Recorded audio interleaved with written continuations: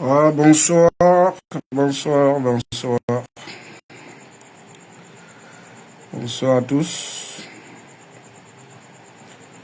Aujourd'hui, nous allons continuer avec notre direct cet après-midi.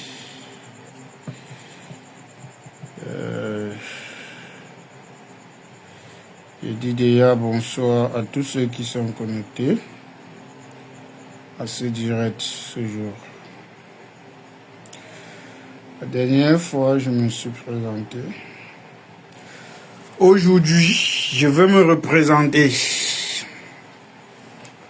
Je suis Jules Baudelaire Nombisi Nogaga, originaire de l'Ouest Cameroun,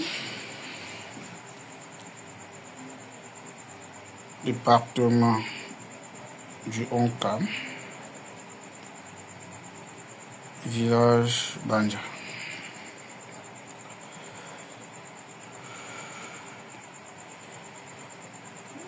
Je suis informaticien de profession, mais je suis aussi commissionnaire en douane. En plus d'être commissionnaire en douane, j'ai été initié par mon papa comme planteur. Je suis aussi un planteur, donc je connais les techniques agricoles, palmiers à huile, arbres fruitiers et café cacao.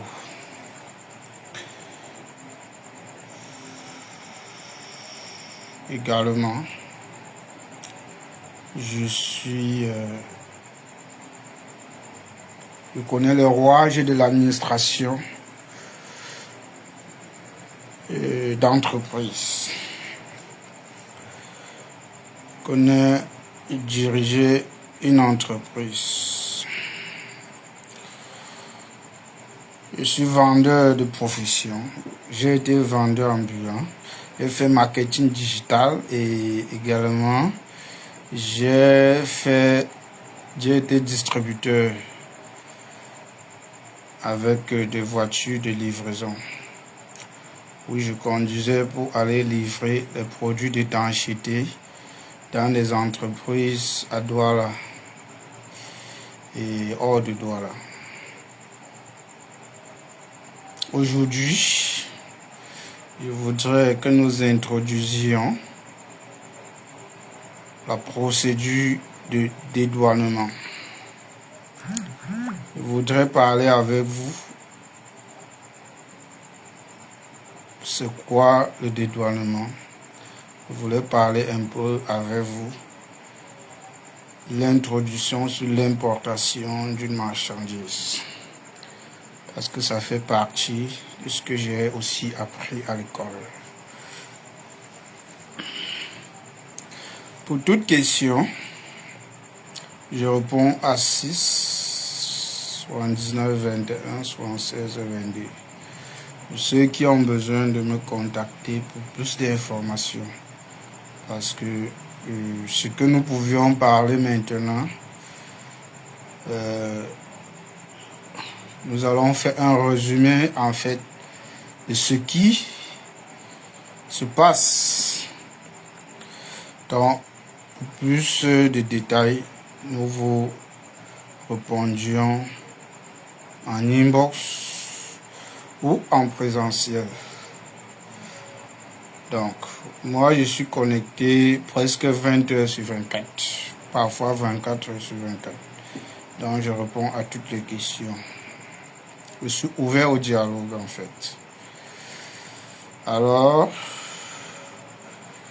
nous allons parler de l'importation d'une marchandise aujourd'hui. Pourquoi importer?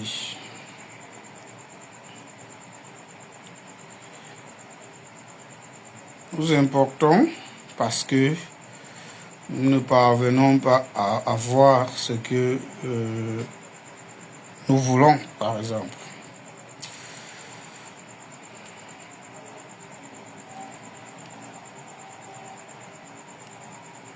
C'est quoi l'importation?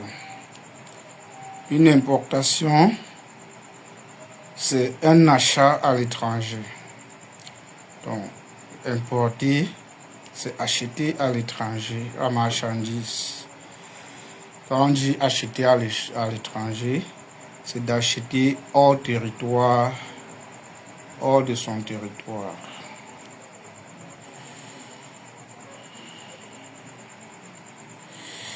Alors,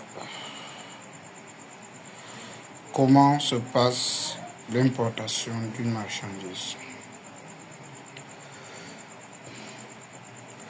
Pour qu'il y ait importation, il faut qu'il y ait un vendeur et un client. Le vendeur est encore appelé fournisseur. Le vendeur se trouve ou le fournisseur se trouve dans le pays étranger et le client se trouve dans le pays, dans son territoire où il veut faire venir la marchandise.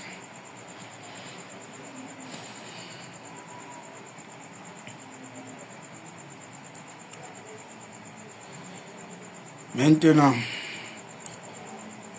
pour que le client importe, ce n'est pas le hasard. Il doit s'inscrire d'abord au fichier des importateurs. Et pour le faire, il doit se rendre au ministère du Commerce avec tous les éléments qu'il faut pour s'inscrire au fichier d'importation. Après avoir s'inscrit au fichier d'importation, il doit se rendre à la RGS pour avoir la déclaration d'importation. La déclaration d'importation, c'est un document qui prouve que tu as l'intention de vouloir importer la marchandise. Donc, c'est l'un des premiers documents qu'il faut pour faire une importation. Après la déclaration d'importation, ça dépend maintenant des types de produits qu'on veut importer. Si c'est peut-être un médicament, il va falloir faire le certificat phytosanitaire. Il faut vraiment faire certains documents pour obtenir avant d'entrer dans le processus. Donc, après la déclaration d'importation, si le montant est inférieur à 110 000, la DI ne sera pas domiciliée. Mais si le montant est supérieur à 110 000, la DI sera domiciliée auprès de sa banque, la banque à laquelle on doit faire les transactions. DI, c'est déclaration d'importation.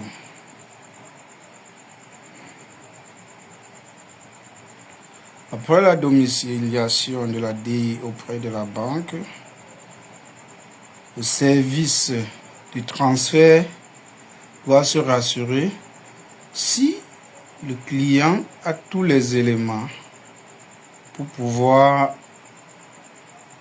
être en possession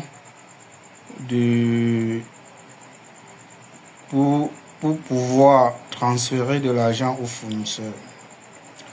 Et pour cela, si c'est une entreprise, il faudra qu'on dépose le dossier fiscal de cette entreprise qui est constitué de la DSF, de l'attestation de conformité fiscale, de l'attestation de non-redevance, de l'attestation d'immatriculation, le statut, la DI même